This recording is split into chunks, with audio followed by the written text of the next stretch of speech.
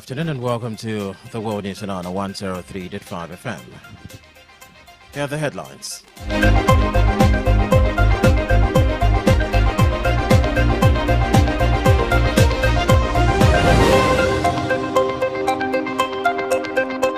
Suspected herdsman kills 7 in fresh Benue midnight attack. PDP acting chairman discloses that Delta governor and others affection to APC shocking and painful to PDP. Kidnapped Kaduna Catholic priest regains freedom. From the African scene, South Africa slashes planned VAT hike after pushback from Democratic Alliance.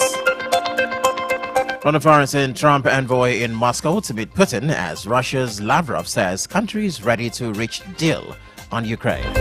And Business Nigeria business mogul Aliko Dangote accepts World Bank appointments. In entertainment, Fuji icon Wasiu Ayinde Kwamwan reveals he's a bona fide member of Celestial Church. And in sports, Nigeria Football Federation NFF declares war on corrupt referees, threaten 10-year ban. Now the news and details. I am Richard Ekpo. Let's begin with reports that 7 people, including women and children, were confirmed killed and several others missing in fresh attack by suspected armed headers on Agbo Vengav community of Udam in Gwe West local government area of Benue State. The fresh killing occurred around 1 a.m. Friday morning when the gunmen suspected to be herdsmen launched an attack on the community. A source who spoke on condition of anonymity said a little girl child was killed while her mother was taken away by the suspected Fulani herdsmen. The source's father said the assailants came in the middle of the night when people had returned to bed and started attacking the community.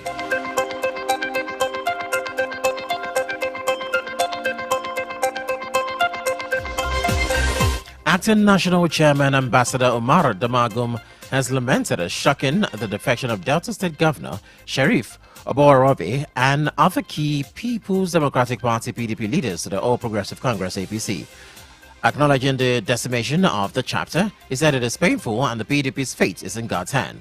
Damagum said to fill the vacuum, the PDP leaders would immediately set up a caretaker committee to steer the affairs of the Delta chapter.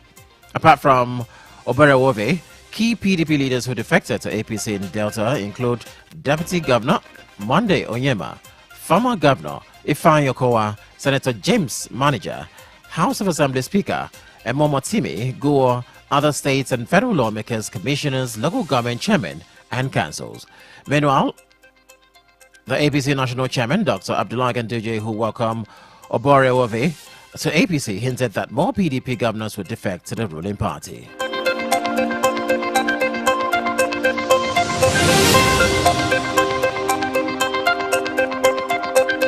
The Catholic Diocese of Kafanchan has confirmed the release of Reverend Father Ibrahim Amos, who was kidnapped from his residence by bandits in the early hours of Thursday. Ibrahim Amos is a parish priest of St. Gerard Kwasi Parish, Kauru, local government area of Kaduna State. In a statement, Reverend Father Jacob Shanet, Chancellor of the Kafanchan Diocese, said Amos returned home unharmed at about 10 p.m. on Thursday. Reverend Father Shanet thanked security agencies and members of the public for their prayers and overwhelming show of concern following the priest's abduction.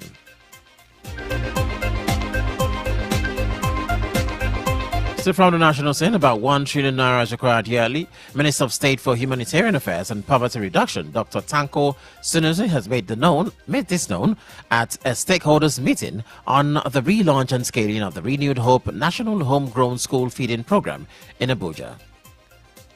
He said about 1 trillion naira is required yearly for school feeding, and the federal government said this yesterday. The minister in a statement by the head of communication and public relations of the National Social Investment Program Agency, NSIPA, Atari Hope, emphasized the need for sustainable and substantial funding, stating that approximately 900 billion naira to 1 trillion naira would be required annually to provide nutritious meal for primary school pupils in grades 1 to 3 with a target of 3 meals per week. He highlighted the importance of collaboration, stating that beyond federal government appropriations, additional funding sources were crucial for the successful implementation of the program.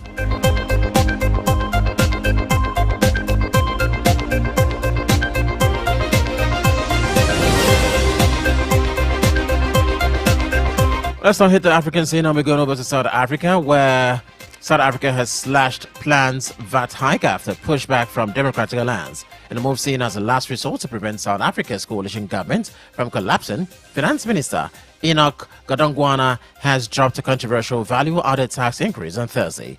His decision comes as South Africa's second biggest party, the Democratic Alliance (DA), threatened to leave the governing coalition over the VAT increase. The Democratic Alliance argued that the tax would hurt the country's financially weakest household the most. South Africa has been struggling economically in recent months, with the population facing rising living costs and an unemployment rate currently at 32%.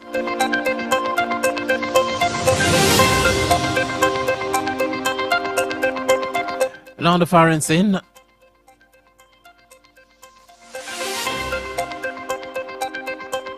Donald Trump's special envoy, Steve Witkoff, is reportedly on his way to central Moscow ahead of expected talks with President Putin.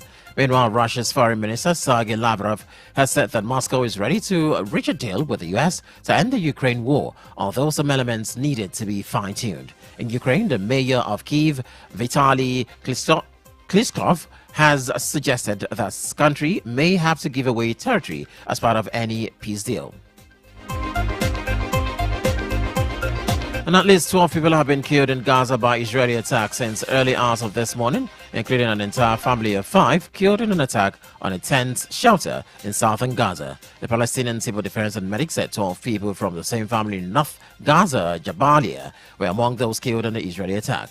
The health ministry in Gaza reports that 1,970 people have now been killed and 5,207 injured since Israel broke its ceasefire with Hamas on March 18, 2025. At least 51,355 Palestinians have been confirmed killed and 117,248 wounded in Israel's war on Gaza since it began 18 months ago. If you're just joining us to listen to the world, it's on Honor 103.5 FM.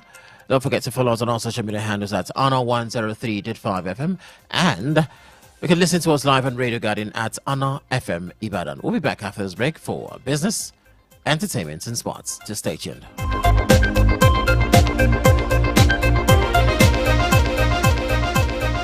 Music. The generator carry feelings for we them up. Sport. Education, culture, impacts, information, varieties, business, entertainment. We have you covered on 103.5 FM.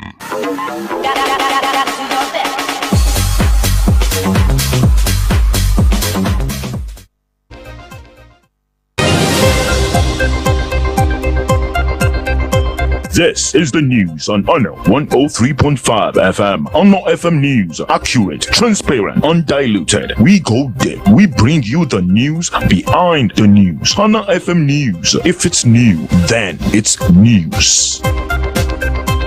You're welcome back from the break. If you're just joining us, this is still the world news from Honor 103.5 FM. You could watch us live on Radio Guardian at Honor FM Ibadan and listen to us live on our app www.honorfm1035.net. Glad to have you back. Let's now hit the business desk, where President and Chief Executive of the Dangote Group, Aliko Dangote, has expressed gratitude over his appointment to the World Bank's Private Sector Investment Lab, a body tasked with boosting investment and job creation in emerging economies. In a statement confirming his acceptance, Dangote reaffirmed his commitment to fostering sustainable economic growth through private sector-led investment, noting that the transformative potential of such initiative in development markets. Dangote added that this opportunity aligns with his long-standing commitment to sustainable development and unlocking the potential of developing economies.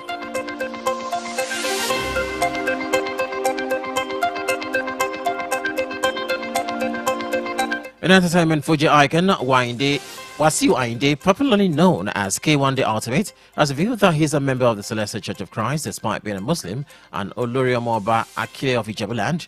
In an interview, K1 expressed his love for the church, stating he built a church and explored various religions to deepen his spiritual connection. He emphasized pride in joining the Celestial Church, highlighting his quest for spiritual growth. The Galaxy Crooner said he sought different religions while trying to know God.